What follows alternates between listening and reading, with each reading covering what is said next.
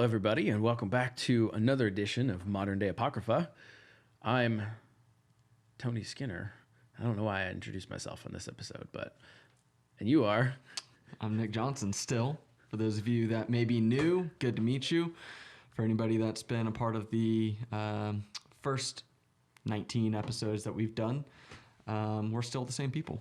Yes. So welcome back. We haven't changed. Well, we have changed, but our names are still the same. For everybody who's listening, I need a favor. For everyone who's listening and is an Apple listener, if you could do us a solid and go to the podcast app and scroll down to the bottom under the Modern Day Apocrypha page and leave us a review, whether you want to just leave us some stars or leave us a comment, that actually helps the channel out quite a bit with how Apple works and promoting it to other people. So appreciate that. Yeah, just even, 45 seconds of your day. It doesn't have to be anything elaborate. Like Tony said, just really helps us out. And it also doesn't have to be limited to Apple users, but definitely helps out on the Apple platform. Apple people can.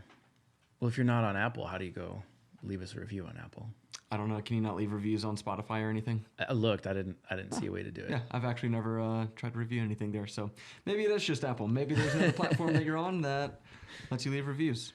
We'd appreciate it, though. Thanks, team. What are we talking about today?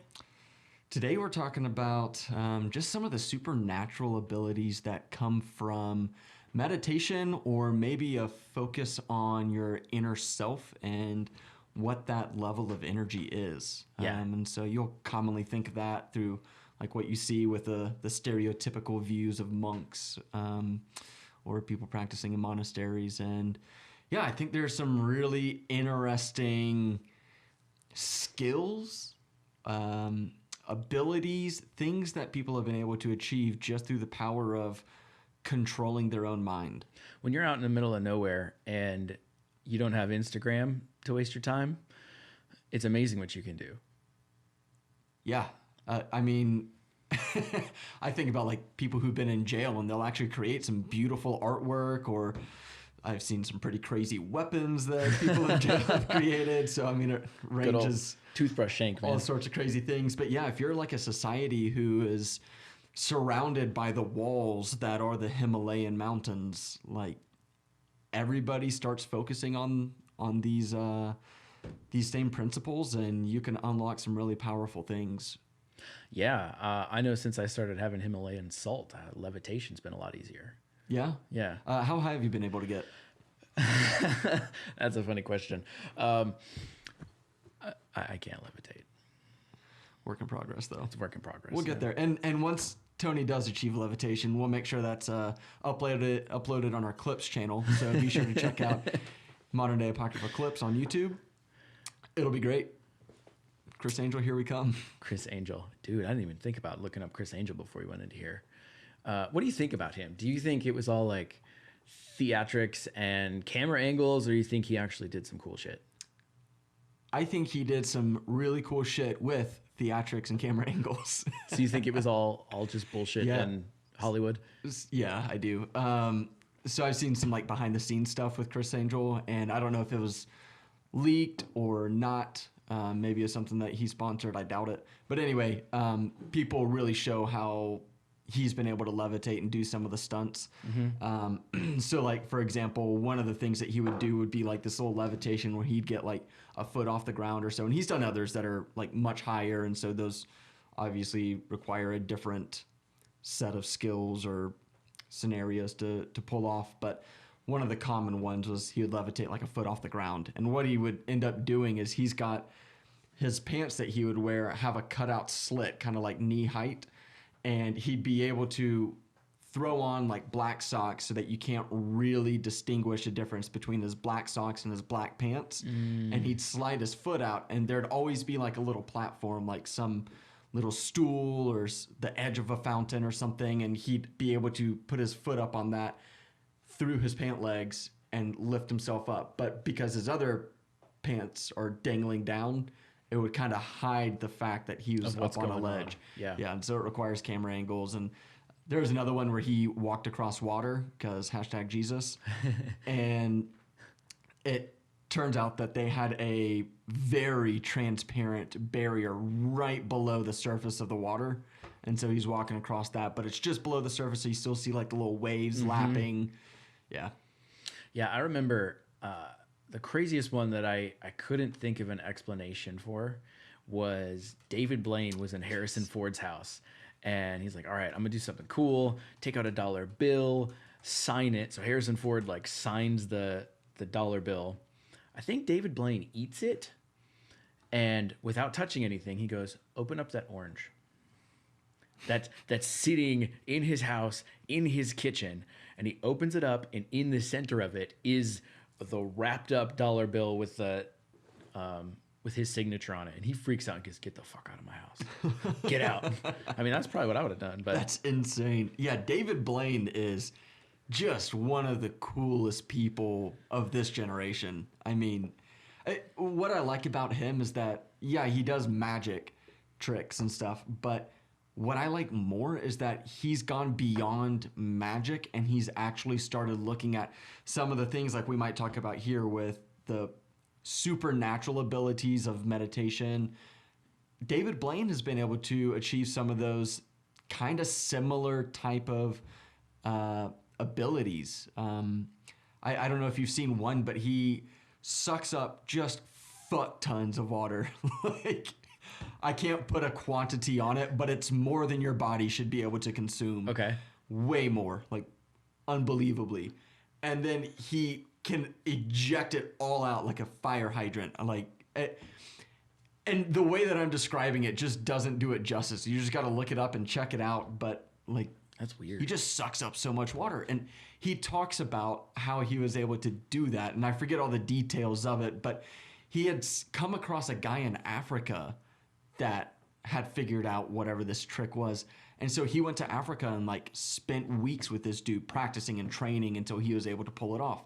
And so those are just the things that I think is way cooler because it's not deception. It's actually being able to do that. And he's figured out how the body works and how to just really be in control of his physique and his physical abilities and mental.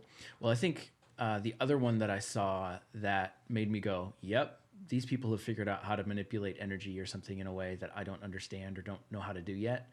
I think it was on America's Got Talent or something. And they took a glass pitcher and they walked up to the judges table and they had one of the judges hold this glass pitcher. And then the contestant went back up on stage and kind of got all focused and whatever, put their arms out, stretched it out, and then like clapped it together with their hands pointing at the pitcher, and it shattered in the judge's hand.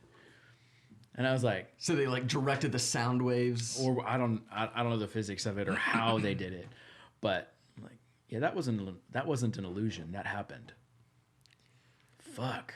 People just understand like the intricacies of the world and how different things work, and you can't help but be in awe and just respect the hell out of it. It's crazy. So it kind of goes back to the point of, you know, if you're surrounded by mountains and it's your culture right here and you're beyond having to like try to survive, and now you can actually spend time thinking about things and maybe have some philosophy in there. But I feel like these are the types of things that can come from that type of environment. Well, and I think everyone says we use 10% or less of our brain. And so what if this focused intention and just like going to the gym, over time you build muscles that your average person doesn't have without building those muscles? What if these practices are just unlocking or building the 90% of the brain that we don't actually use? And then in turn, we can do some of these things. And so maybe it's not how you would think supernatural would be defined, but it's really, we're capable of this. We just got to put in the work. I think the concept applies that we are capable of doing things, extraordinary things that you wouldn't consider that you are capable of. I've heard recently that it's like an old wives' tale, like a myth that we use 10% of our brains. Okay. I don't know what's true or not, but like they'll show on the MRI scans, like all of your brain is always active, but it could be active in like a lesser capacity. So I really don't know the details. But the point there is that if you set your mind to it and really take the time to get intimate with like your body or get intimate with different elements or aspects of life or the world around us, you can pull off some really crazy things. Or even just think about the human strength that we're capable of that's always untapped. You hear these crazy things where people lift up cars and don't know how to replicate it, but they were in that moment and that focused intention. I cannot remember where I read this, and maybe it's true, maybe it's not, but I read something really interesting in the past couple of months that said the strength that we have in our body is constantly dialed back by our mind, because we could easily snap our own bones with the strength that we're capable of all the time. And so it's more of a dialing back than it is of pushing to what we can do. I've heard that as well. And so like there's untapped potential. Like if your adrenaline just overrode that system that keeps your muscles in check, if you will, then you can do things like lift a car, but you might just like shred your pectoral muscles apart or something. Or maybe you can tolerate it for one instance, but there's a lot of untapped potential. And so if that's true in a physical aspect, I have to believe it's the same on a mental aspect. Sure. That we can do all sorts of whatever. And you hear crazy stories of, people, and maybe it's luck, maybe it's bullshit, but sometimes people reading the future, being aware of things that, how are they supposed to be aware of, different type of psychic abilities. Some of the stuff that, we researched kind of focused on like the Tibetan monk space that we'll get into here in a bit. Some of the crazy shit they can do in their bodies. Like, I have to believe there's so much more that we are capable of that we have been conditioned to not believe we can do. Yeah, certainly. And you can just look around the world, and for anybody that's interested in like learning about this, you can find all these different amazing people that have to what a normal person would think are like superpowers. And it's not like amazing strength or anything like that necessarily, but it's just like these crazy little one-off abilities that sometimes have an actual value and sometimes it's not valuable, like David Blaine's water trick. Like, I don't know if that's necessary to be able to like blast water out of your mouth. Other than to do a real life version of Cyanide and Happiness, and if you could have it be rainbow colored, then you have an audience. Right. But so it's just crazy what people have been able to achieve. And I think it just takes an awareness, and you have to have some level of believing that it's possible. Definitely. Well, I want to talk a little bit about, I think it was in the 1980s, some people from Harvard went over into Tibet to kind of research what these monks were doing and, add some science to it and try to take away some of the mysticism. Just, oh yeah, that's often the story and, legend has it, blah, blah, blah. Well, they went out there, and one of the cool things to me was that they would do a type of meditation called like 𝗟𝗀𝘃. I don't know if you have heard anything about that. Mm-mm. Basically what they do, they can raise their body temperature, and they tested it. They would put like stuff on their fingers and toes. They could raise, just by sitting there doing nothing in a consistent temperature environment, their body temperature by 17 degrees. 17 degrees. 17 so they're degrees. Getting like over 100 degrees then, or based on whatever temperature it was on their finger or toe, they could raise their temperature 17 degrees. And so this is like studied, scientifically documented. Have you heard of Wim Hof? Mm-mm. Yes, I have. Okay. So he's the dude who like goes out and he will hike barefoot up in the mountains with just shorts on and be perfectly fine. And so it's another version of that where he's figured out how to regulate his own body heat. But these monks would go, and just to kind of how they play with each other or have competition, like when they were kids, they would go down to the ice cold waterfall in their robes, and they'd jump in and come out, and they would sit and do their meditation, and whoever dried off their robes first won. And now this is like super cold. You and I would probably get hypothermia, not just being in the cold water, but then having that cold dampness attached to you. But just with a couple of minutes of them getting out of the water, steam starts to rise, and usually within an hour, it's super dry, like I just pulled it out of the dryer. So that's all through meditation, or are they doing some breathing exercises? It's through breathing, but as they explained, how do you do this? They're like, well, we just visualize heat into our body, and it's like a fire. I was like, Wow, that's pretty fucking cool. Yeah, and so I forget the name of the breathing exercise. Maybe that could have been, what was the first term that you said? Started with the G. 𝗟𝗏𝘀𝘁 is what they said. 𝗟𝗏𝘀. It was a type of meditation. Okay, I wonder if maybe I had heard that referred to like the breathing exercise or something, but the concept there was that like when you're breathing, there's an art to this where you can suck that air into the core of your body, and it's almost like diamonds become diamonds under like intense pressure, and that creates heat. And it's a similar type concept, but they're doing it in the core of their bodies by just like forcing and compressing whatever's in there and generating heat. And like you said, steam will start coming off. Yeah. So it makes me wonder, like, there's been so many people who, you know, die from hypothermia and freezing or whatever. What if we don't have to? But we just didn't know we didn't have to. What the fuck? Yeah, and so it's like hypothermia still applies, but you found a way to generate more heat. And anyway, I'll go into like it started making me think about like cold-blooded animals and warm-blooded animals. And so like through evolution, I don't know what mammals do, but our metabolism, I guess, creates that heat. And for some reason, that's not the case for reptiles and amphibians. I don't know why.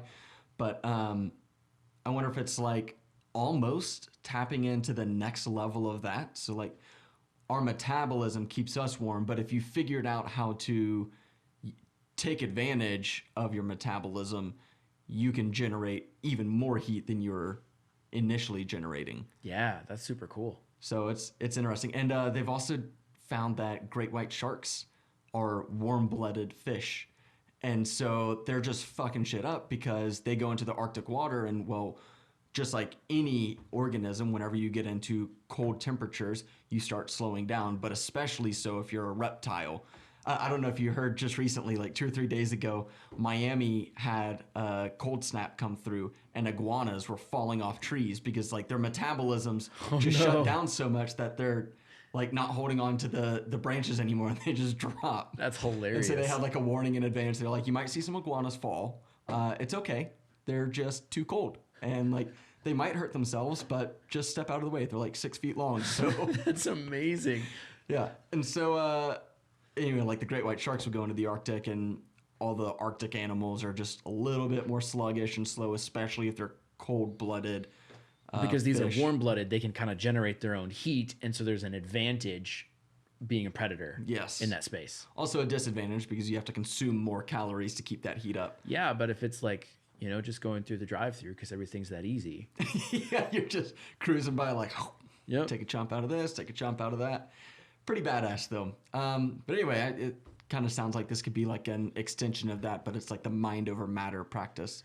Yeah, and I think that kind of, in my mind, goes to almost like an evolutionary consciousness perspective thing. That's just some of the things we're capable of as we evolve further. Yeah, absolutely. I can't wait for, you know, the next 10 million years and see what happens. No shit, dude. While we're talking about the ability to regulate your body temperature, I did see one study where they had a guy who had already done some pretty immense feats, like running a marathon without drinking any water through the desert. And for anybody that's run 5 miles, you can appreciate what it would mean to do 26 miles. Man, and just not have any water or anything. It's fucking crazy. I walk 6 feet and get thirsty. Yeah. Much less I'm over running. here, like, just destroying water right now. Yeah. And I don't know the whole like story leading up to that, but what I had seen from this guy was one of the things that he had accomplished was he was submerged in an ice bath. So, you know, it's just above freezing temperatures, like 33, 34 degrees. And he stayed in it for 2 hours and didn't drop temperature at all. Like his body temperature didn't rise or fall. He just maintained a constant. And so just through, I don't know if it's the same type of exercise or practice, but through his meditative focus or state that he was able to get into, he's able to just maintain that body temperature. It's stuff like that that makes me really think those phrases like you're in control of your own reality are really fucking true. And so if there's just all these external forces that we're conditioned to believe, oh, well, this is snow, so I should feel cold. you're creating that by just responding to what we're conditioned that experience should be like. But then you've got some of these people who go, no, I'm going to create my own. I can see, look, I sit in this ice and it doesn't affect me. What the fuck? Or I walking over reject fire your and reality shit. and institute my own. Yeah. That gives me lots of ideas. What's on your list, Tony? Oh, shit. I mean, because I've always wanted to do like the fire walking, coal walking thing. I think that'd be hella sweet. Pam did it from The Office. Yeah, I know, right? I did it and I'm awesome. And you guys all suck. But the ice bath stuff, like you're just talking about, Wim Hof is real big on that. Well, they'll sit in it for extended periods of time. And if you can sit there and get past the pain and the discomfort and get into that spot where you're not allowing the ice to determine your experience, but you determine your own experience, can you imagine like what that would do for your life after accomplishing that? Because then you go through life, you wake up in the morning and it doesn't matter, I'm in control. And that's scary at first because who wants to be that responsible for their life? It's easier to be a victim. Interesting. Yeah, that's a good... it kind of puts a little twist on those skills and abilities. You're right, though. Because then if that's all true, well, then all the shit that I don't like, I'm now responsible for. And I got to do something about it instead of just playing the, oh, shit happened to me. That's an easier path. So I think that's why you don't see a lot more people who master some of these things, because I think what comes with it is you have to reconcile in your mind, well, it's not just this thing I'm controlling, but if that's true, I'm actually in control of all of my experience. And that's kind of existential and heavy. It is. It weighs on you. And like, I'll be honest, this could just be my exposure to the Western culture, and that gives me like a block. But when I try meditating, there are things that kind of become a barrier to entry for me almost. It feels challenging to actually achieve anything that's significant. But I think what I'm realizing, and I heard somebody say it in a way that just kind of clicked with me. He was like, all those moments that you think that you failed, where you let thoughts into your mind and those are distractions, that's actually success, because you recognized that those thoughts were entering your mind. And it's just your cue to reset, and just reset. And whatever your focus is, a lot of people just kind of start with breathing, but it could be anything. It could just be the sounds outside, but anything that just allows you to kind of like ground your focus and recognize whenever the status of your mind changes. Well, it's just a progression. And then if you're consistent with it, eventually you'll get to that spot where nothing breaks your concentration. And that might take days, weeks, years, depending on, you as an individual. It's the same shit with anything. If we look at, I'm just going to go meditate, and this is the experience it's supposed to look like, it's easy to beat yourself up and get defeated thinking, oh, I can't meditate. So what you had said, where you're like, your mind's completely clear, that's, from what I understand, the way that you achieve that is by doing what like the Tibetan monks do, and you make a lifestyle out of it. Like, it takes years to achieve. It takes time. And so I think to a lot of us who probably aren't ever going to have like that amount of dedication, just pragmatically speaking, there's just so much going on, that maybe the goal should be to recognize whenever you're being distracted and try to not so much fight it, but be aware of it and be in control of that. Yeah. But if you're able to achieve that like absolute clarity, then... Well, I don't know if it takes, committing your life to doing only that, because I've been meditating and focusing on that practice for a few years now, and it's not every time I meditate, but there's been times where I hit that spot and I'm like, oh, this is fucking fantastic. There's nothing there, and you just is, and it's so refreshing and it's awesome, but it doesn't happen every time. There's still sometimes stuff that comes up that needs worked through, that needs dismissed, those distractions. And I think that's the whole point, is to get to that spot where you're not just, it's almost like a mental hygiene, because if you don't take a shower, you're going to stink and get really, really grimy. Well, that's why we shower consistently, so that way we stay clean. For me, meditation is the same thing. As you continue to meditate, I'm keeping my mind clean and clear. So that way, as I have my thoughts or whatever, it's focused and intentional instead of thoughts from 3 years ago that are still lingering somewhere in my subconscious. And yeah, I don't know. So for my own personal curiosity, like to give me a practical goal here, like if there's some level of where I feel like I've made progress from when I first start meditating to say a year or whatever the time frame is, like at what point can you say like, yeah, I've made progress and I've gotten better at this? Would you say that it's a point where you can go 10 minutes without having any distracted thoughts into your mind and it's all that kind of like clean slate? That's funny that you bring time into it because I don't think time matters. Right. Yeah. And I kind of backed out of my time statement because when you hit that moment, and we've talked about some of this stuff in like a psychedelic experience, you bounce out of time and time's not relevant anymore. And sometimes these moments can feel like an hour or an hour feels like 3 minutes. And I think trying to quantify it by time, is hard to, it's not accurate. And so I think a couple of things on what I would define progress as far as meditation goes. One, what's your intention? What are you trying to achieve or accomplish? Are you trying to calm your mind? Are you trying to feel more centered? I think you would start with whatever your starting point is and then compare after a week, a day, 6 months, however long, and go, okay, here's how I felt, or here's where I was at and what I was trying to change, and then compare that. And that's how you're going to know. And I think that's going to be different for every individual. Does that answer your question? Yeah, I think it does. It's not, it was abstract still, okay. But I think the whole principle of being able to clear your mind is relatively abstract. So it's hard to define, but it's almost like you have to compare whatever your relative experience is in the beginning to whatever your relative experience is at whatever point you're at and say like, am I getting what I'm trying to get out of this? And exactly. If you can honestly answer that and say yes, then you're making progress. And it's hard because you've got pragmatic people who are going to say, yeah, it's all bullshit then if it's all just experiential. Yes, but also no, because if my reality, my life, my experience is elevated and better, just because you can't quantify it doesn't change my experience.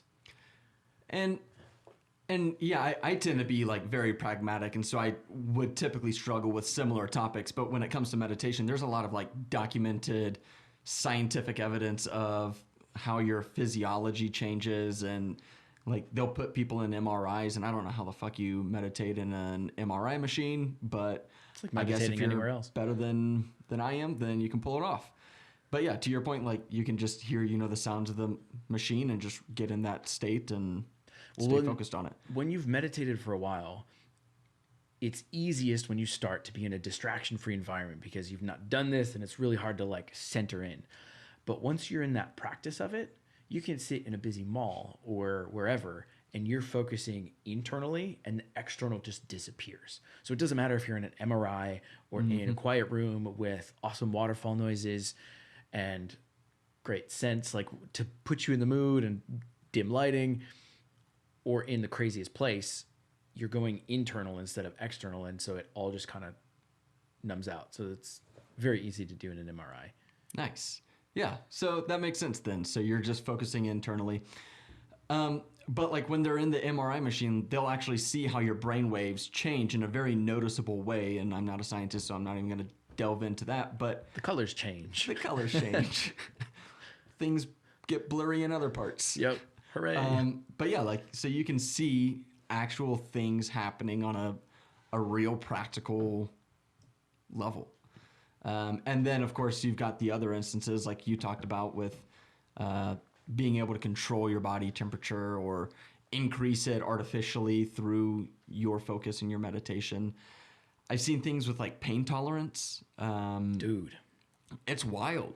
I told you before we started this, but there was a news story, and it's not an isolated incident, but people who have typically these are like I don't want to call them a radical monk, but like a really self-dedicated monk, have had immolation instances where they commit suicide by setting themselves on fire to protest something typically. So it's like to protest a takeover. I know that when Mao Zedong's China saw Tibet or that whole Himalayan plateau, they wanted to put 60 million Chinese citizens there and basically just overtake that through a grassroots movement. And so I know that some of the protests kind of arose from that.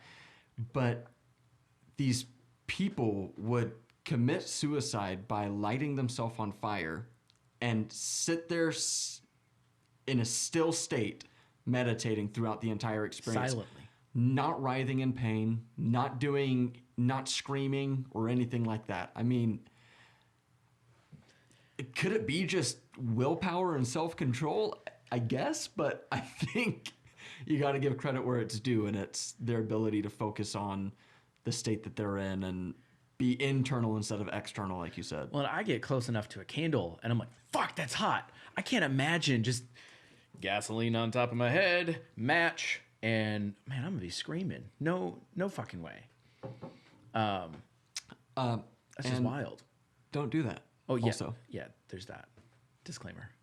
On the pain tolerance thing, I saw a video of one of these monks, and he had focused and dedicated his life to strengthening his skin or making his skin through like meditation and focus of the mind impenetrable and very, very strong. So you see him take a drill, and the drill bit on this thing is probably about the thickness of my thumb or thicker, and he's putting it up to the side of his head and drilling.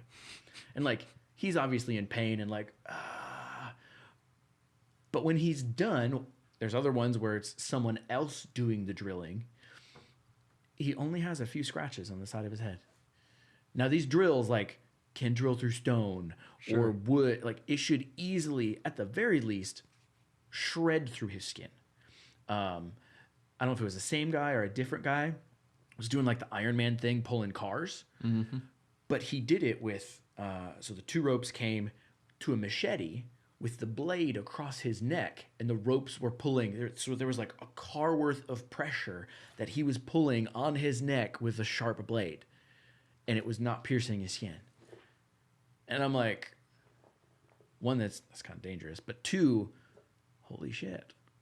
And so you wonder, like I play all these video games, or used to, and you'd have your stereotypical different classes and people with big armor. And then you have these monks who typically just had tattoos or something.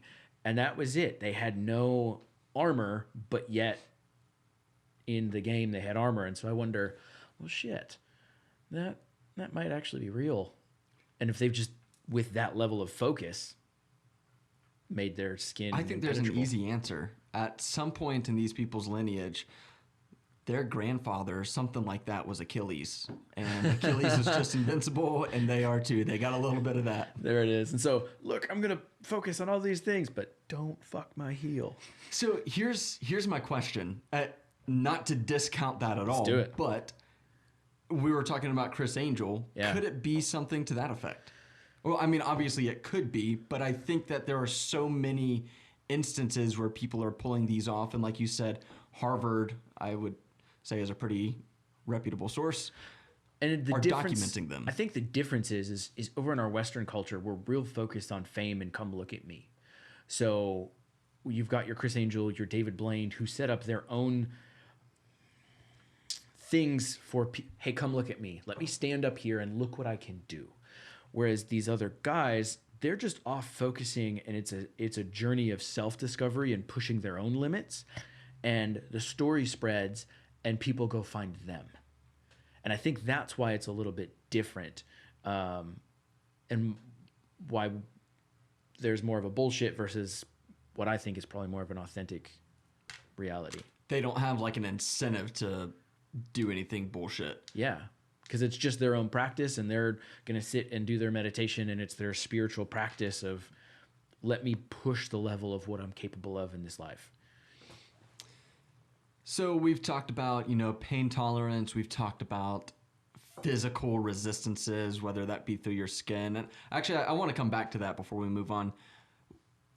What does it take to do that? Like if you're, I don't know if you came across any like background information on this, but if you are meditating and that's like one of your focuses is to strengthen your skin or strengthen your body or whatever that person's doing, how do you think they're going about that? Like, what is their focus? Is that different than just mindfulness meditation that the Western culture is becoming more open to? Is that like a next level, do you think? I absolutely think it's next level. I think mindfulness is baby steps in. Mindfulness is more, we're so fucking fast in our Western culture.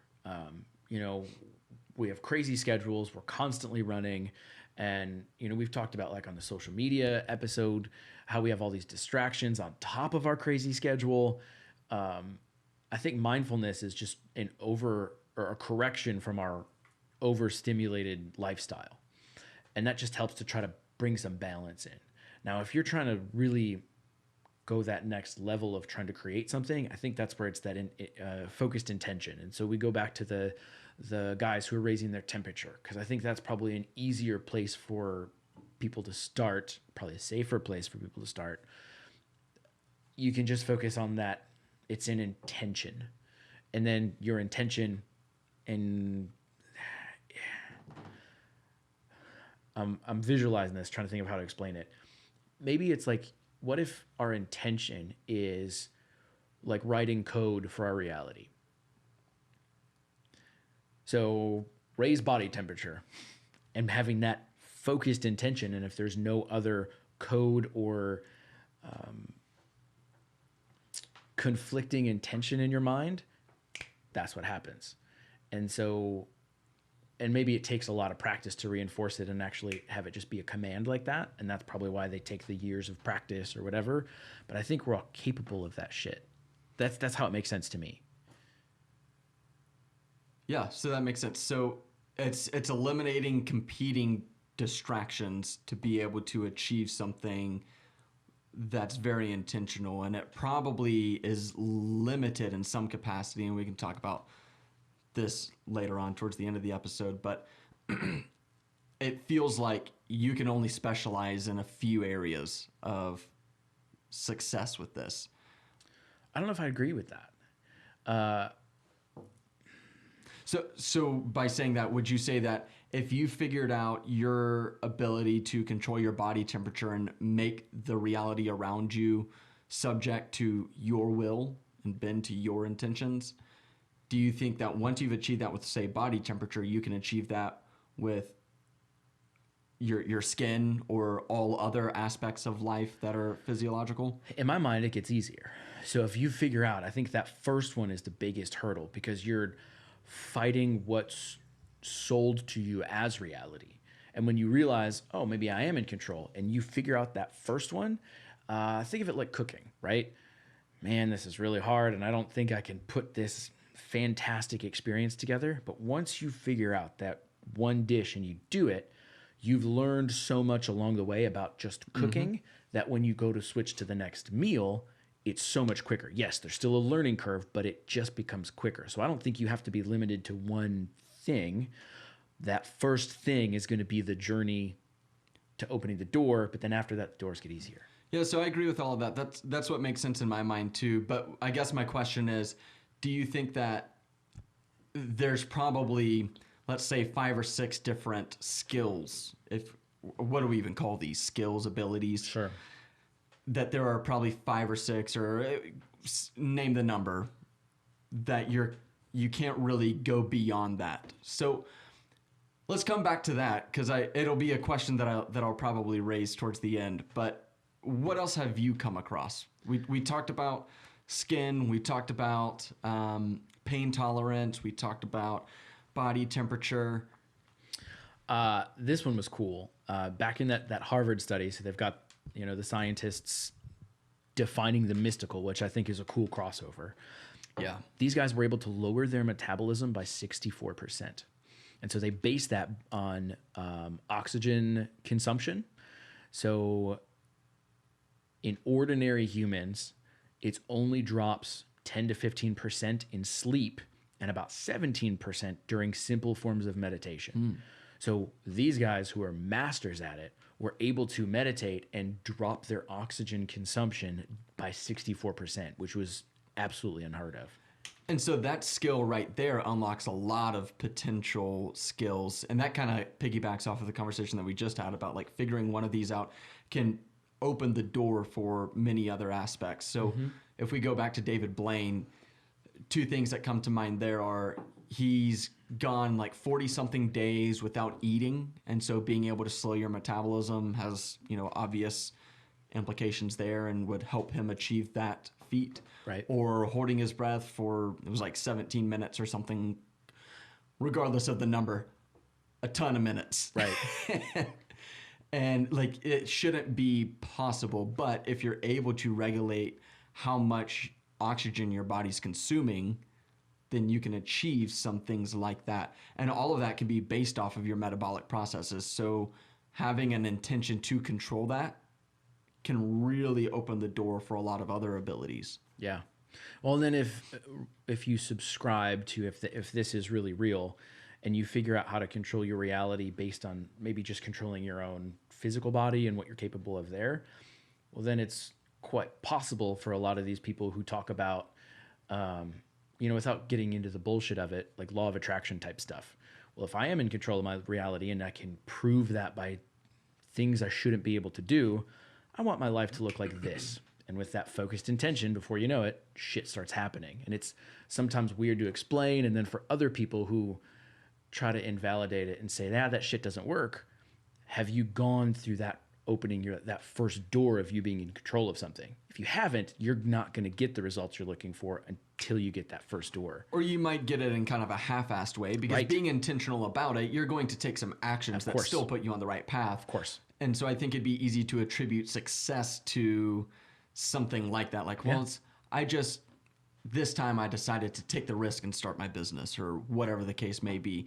You were intentional about it and took actions, but this is a different kind of intentionality and you'll see it achieved and manifest through a different method. Exactly. One other one that's out there that I thought was fucking cool. Let me just read this quote that I got. All the things these monks can do is nothing when compared to the alleged immortality of one of them. His name is or was 𝗟𝗶𝘀𝘁𝗽𝗀𝗃. Sorry, bro, if I butchered that. He was born in 1852. In 1927, he started meditating, and he has remained in that position since then. His body is not decaying, and some believe that he is still meditating. Now, if your body's not decaying, I read a different one of Hold on, so is he dead? Do you know more about this? He hasn't opened his eyes or talked to anybody, but if you die or you stop whatever, your body should decay. But hold on, so all right. Uh-huh. We can go and look at this dude. I think so. So he's just kicking it somewhere up in the mountains, and it's like, yeah, there he is. I don't know. He's just chilling. There was another one who talked about, he said, hey, exhume my body in 30 years. I'm going to end my life now. Not suicide, but just, hey, I'm done. And that's the other thing that some of these guys can do after they've done their life with all this intense focus. Okay, I'm done now. And they just meditate, and then they're not living anymore. Because they decide, okay, I'm done. And 30 years later, they exhumed his body, and it was gaining and losing weight. And I was like, what the fuck? That shouldn't happen. Are these documented? That was all some of the shit I was pulling from that Harvard study. Holy shit. Yeah. So there's a lot of craziness out there. Have you heard the one about the shrinking, where their bodies shrink after they leave? I've heard different things. Well, we talked about like losing weight after death and things like that. This is different though. This is like they'll decide to pass on, and within 7 days, their body will stay in the same position, but it will go from like normal human size to like the size of a child. And it just shrinks supernaturally in like 7 days. And so to me, this might be out there for some people, but it gives credence to the, or at least a version of the story of, hey, Jesus died and then his body wasn't there. Well, shit, there's monks doing kind of close to that. Maybe that wasn't that far out. Sure. What the fuck? What the fuck? I just want to go watch it for real. Yeah, it's one of those things where, like, I'd have to see for... You could tell me all of this, and I can believe that it's true, but until I see it from my own eyes and be like, yeah, you won't believe this, and I come back and tell my friends and stuff, I just can't wrap my head around it. Like, it's so hard to just jump all into that. Well, and even if we do, right? So let's jump off the deep end and like completely embrace this, and this is real. And we go to Tibet and we find some guy and he says, hey, Tony and Nick, come on, I'm about to die and shrink my body for 7 days. So we take a cool vacation. We get some cool Tibetan tattoos, eat some Thai food. And we meet this monk. He says, all right, it was nice to meet you guys. I'm going to go cross over. And we sit and watch his body shrink over 7 days. And we come back. Are you saying we probably have, like some snacks? We got our popcorn, some Cheetos. Of course. We're set. Do they have Cheetos in Thailand? Or Tibet? Why did I say Thailand? Either or. Wherever we are, we're in watching this guy shrink himself. I'm sure somebody's has some Cheetos. There you go. And we'll just bring them with us. And then we come back to our life and the podcast, and that's super neat. But what does that do? Yeah, why have that ability? Yeah. I don't know. I guess that's kind of the question that I'm posing. So let's say this is super real and we do get to prove it. What's the value in proving that? Well, so you're more in the line of thinking about the collective consciousness, and I guess would consider myself agnostic on that fence. I think it's interesting. I think it sounds logical. But perhaps this is their way of transferring what their experiences have collectively become here on Earth to that collective consciousness. And it's manifesting itself in like that physical degradation. But it's not even like, they're not even degrading though. It's just less material being there. I fucking love that answer. That's crazy. Yep. I'm just gonna say that's what's up right there. Cool. Thanks, Nick, for satisfying my curiosity. Someone needs to talk to these people though. No shit. Can you just like, okay, figure out how to achieve that, and then figure out how to come back? Like, hold on, I forgot something. So, if that's possible, what if we can in turn then just decide, no, my body's not going to decay while I'm still living in it. My body's not going to age while I'm still living in it. What if that's one of those big things that culture has given us as an expectation that if we do create our reality, that we just give into it? Yeah, so the culture part I think I would struggle with a little bit because animals don't have culture and they're subject to it. Okay. However, I had a however, and it just slipped my mind. Oh, but perhaps the explanation is consciousness, where you can become aware that you are thinking. And so, like, I think animals think, but I don't think that they are aware that they think. Right. In the same way that humans are. That makes sense. And so being able to get that level of what I think that's kind of the definition of consciousness, or like a loose one, perhaps that's what allows you to be able to realize those supernatural abilities. Yeah, that makes sense. Have you seen the thing where the dolphins have more brains than we do? Like more brains, or like larger brains, or So what do you mean? So I think their brain is very similar to the human brain, and forgive me if I'm butchering this, but they also have an extra set of lobes or something that the human brain doesn't have. And so it's been alleged that dolphins are potentially more intelligent than humans, and if you watch them or observe them, they play for the sake of playing. They'll go get high off of puffer fish just cuz. And you'll see them, unlike sometimes the other animals, they will engage in sexual activities for pleasure, not for procreation, where you see every other animal do. And we're the only ones that we see that similar behavior in. And so it's interesting to go, well, shit, you guys can't get out of the water. And then, you know, the intelligence in their communication that they have, we don't fully understand it, but we can tell that there's a level of sophistication and intelligence that they have in communicating between themselves. Yeah, so I think that it's absolutely possible that some of these animals that we don't give enough credit to could be more intelligent than us, but they don't have the opposable thumbs to manipulate the environment around them. Right. You do see like bonobos and I think chimpanzees as well will do things like that. Like they'll eat poisonous plants that will give them like a hallucination experience. Butchered that one. Thanks for joining us on this episode today, everybody. And then they'll also engage in like sexual activities just for the sake of pleasure, or creating like bonds in a similar way that we do. But they obviously have opposable appendages and aren't able to achieve the same level of success that humans are. Dolphins are in a whole nother environment, underwater. Things are just, the needs of life are completely different and demand different physical attributes. Right.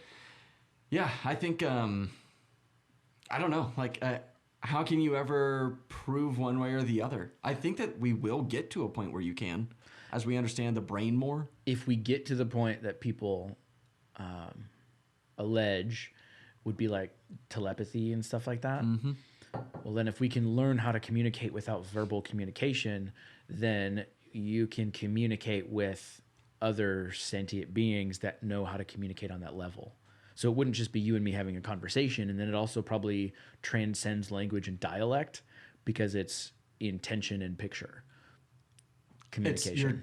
You're transmitting the concept, Yeah. as opposed to the actual words and language. Yeah. Yeah, I think that we'll get there. I think it's might not be in our lifetime, but I think the work with like Elon Musk's Neuralink is kind of. You really love that Neuralink, bro. I just think it's amazing. Yeah. Like it, and I think it's in its infancy. So Of course. like if you just read about it, it's impressive. But I don't think that we can even appreciate what path it's putting our technology on. And so I think later on down the road, as that evolves and people really start figuring out more when it comes to how the brain works and neurons, and if we can actually define consciousness, I think we'll unlock a lot of doors. Yeah, I think so too. And I think meditation can lead us into that path, like doing MRI scans on people who are meditating and recognizing that you can change the circuitry in your brain and that your brain is plastic and it changes. It's not like you're locked in. I know that they've recognized that gray matter, which is like what your brain consists of, increases in the parts of your brain that are associated with empathy and learning, memory. And you'll see like your amygdala, which controls your fear responses, will remove brain matter from that, which in today's society is probably a good thing because that's where a lot of anxiety stems from. Right. Is your fear response on just kind of hyperdrive because you're not having to confront tigers and stuff. But in a survival situation, maybe that would be a bad thing to remove gray matter from your amygdala because it controls whether or not you take off running now or in 20 seconds. Right. You know? If this is all true, and this does happen where we start to unlock some of these, instead of it being the unicorn individuals who dedicate like a life path to it, and it becomes more of a ingrained humanity thing, how do we prevent, how do I put this, like exploitation of that or manipulation of that? So if you can figure out how to communicate on a subconscious level, and you're one of these individuals who can do this really well, but let's just make it really tangible. Let's say I figure out how to do that, and you have no idea that that's real or that I can do that, but I'm subconsciously telling you shit, and it's like mind control. And then you do that on like a mass. Can I tell you how I think? Yeah. It's meditation itself, because all those thoughts that are entering your mind are entering from yourself. And so when you're meditating, you're becoming aware of that. So if you can be in control of that, then perhaps that's the way that you block external internal thoughts. Because now you're setting back up that I'm in control of my own reality and I choose my thoughts, I choose my direction, whatever, instead of being a open slate for someone else to project their thoughts, their intentions, and you live it out because you weren't choosing something yourself. Right. And so I'm, again, not the best person to talk about this because I suck at meditating, but yeah, I've always been interested in it and intrigued by it. I've never made it a priority. And I think over the past couple of days, I've realized that I want to make it a priority and actually get to experience something tangible from it. And so that just takes a commitment. Right. But going to that point where you're able to control your thoughts, and somebody described it as like your brain is just on overload all the time and you don't realize it unless you take that time to meditate, and then you'll recognize all these just random thoughts that come into your brain and you'll act on them on like a subconscious level, and that comes out in reality. Yep. You start projecting that externally, and the step to controlling that and being more deliberate with your actions and the things that you say, and being having self-control, a lot of it stems from the recognition that a lot of the things that enter your mind you're not in control of, and so making a conscious effort to be in control of that. So in summary, meditation takes you off autopilot. Yeah, that's a good way to describe that. That's cool. So, and not, well, those were my words, but just kind of like a general summary of somebody who explained that idea. I was like, that makes a lot of sense. Now, this is coming from a guy who meditates a lot or has a consistent practice. I'll probably meditate every day, as well as go 2 or more times a week to like a guided meditation to like really help me focus on it.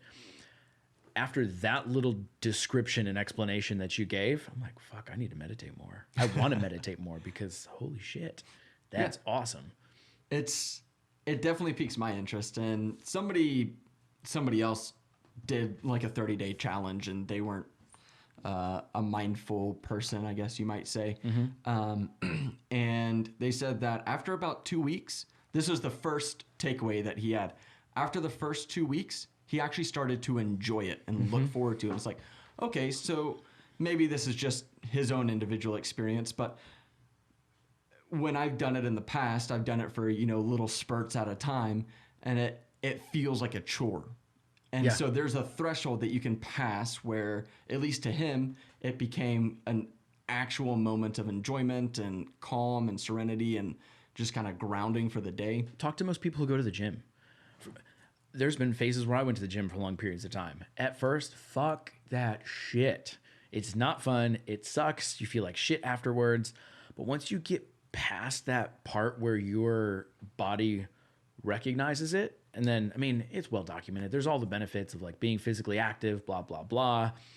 Once you get past that discomfort or the initial foreign aspects of it, and you just see the benefits, so many people who have a consistent workout practice, love going to the gym. I feel great, whatever. Or they feel like shit if they don't. Exactly. So it's the same thing, but for your mind. Yeah, that perfect analogy. So I'll go back to the question that I had earlier in this episode. What are the limitations, do you think? And this is all speculation, but like you telling me about the guy who's transcended death? Yeah. I mean, that's effectively as it's been described, right? So I would have said that would probably be a limitation, but here we are talking about that being a potential reality. I've seen people say that like they can levitate for meditation. In my mind, that's probably an actual limitation. I haven't come across like actual documentation or anything, but I've heard that people can. But in my mind, that sounds like something that would probably be more of like the oh my goodness, not magic, but like an Mystical? illusion. Oh, okay, an illusion. as opposed to something that somebody's actually been able to achieve. And the reason I say that, and this is all my opinion, but the reason that I say that is because we understand pretty well physics itself, and like how the only way that everything around us levitates or flies or has lift is from actual lift. It's not just like and you're just magically floating. Right. Not saying that that is impossible, but to the current understanding of physics, it's impossible. When it comes to death and like consciousness and being able to transcend that, nobody understands that. Like, we don't understand how all of that works. We don't know what consciousness is. And so I think just based off of that capacity, there is room for a potential to supersede death and transcend consciousness, or achieve enlightenment, if you will. So I think, and I'll probably have to give a little bit of a backstory or a background to cue this up, but I think there are no limitations. Okay. And so I think we've talked about before, I don't know if it's on or off air, but my perspective and belief is that reincarnation's real, and we come to different lives to experience different things, elevation, whatever. And I feel like in Earth experience, and you'll see this set out in different traditions or whatever, it's easy to go find this perspective out there. But it's like, if we are, imagine if we're non-physical beings having a physical experience. And so if we come from a higher dimension or a different experience where we're just energy and where we can create and manifest stuff instantaneously, that can get boring after a while. Let's go have a different experience. Let's go down to a 3-dimensional Earth experience. Let me jump into a physical body where my intention doesn't just manifest right away. And so the whole Earth experience is about this remembering who you are and what you're capable of, and seeing if you can remember that and figure it out, and then master it in this harder to master dimension than where you came from. And so you go ahead. And so from that, I think there are no limitations. The limitations or the delay between intention and manifestation being realized is the whole point of a human experience. So in my mind, the way that you described that, I think it has logical sense. If you put yourself into that 3-dimensional body, i.e. a human meat package, what we are, I would think that you would be subject to the rules of that 3-dimensional world. Okay. And so you think that you can transcend that in this realm, on Earth, or in this dimension, if you will, and achieve extra dimensional abilities here through meditation or whatever the mechanism to learn how to control that is. Yeah, I definitely believe that. And I think there's proof is a hard word to say that, but to me, there's proof in some of these things that we discussed in today's episode. People do these things that are not physically possible, but then that happened, you know? And so if you try to simplify it, how it was based on their intention. Well, that to me then goes, well, if you take that out of that experience and broaden the possibilities, literally fucking anything is possible if you keep your focus and intention there. And if you want to take the mysticism out of that, well, yeah, if I put my focus on being a bodybuilder, I'm going to show up at the gym every day. If I want to go be a millionaire, I'm going to focus on growing wealth. If I want to be what fucking ever, you know, and you see some of the most successful people have all of these stories where I think it might have been Stan Lee pitched something like 26 times before it got picked up. And now who doesn't know about Marvel and the huge fucking franchise that's been? You know, so many of these huge people just never said no. And so it's that first door of saying I'm in control of my reality. No, you told me no, fuck off. I know what I want and what I'm going to create. And if you stay consistent on it, it opens up. And then from there you get whatever. If you want to put it all physical, you get, you know, a platform, you get money, you get, and then shit's easier and all those doors open up beyond that. And so I think it's all the same shit. It's just easier to distill it and apply it across the same way if you look at it in an energy and intention way. Yeah, that makes sense. So they're just,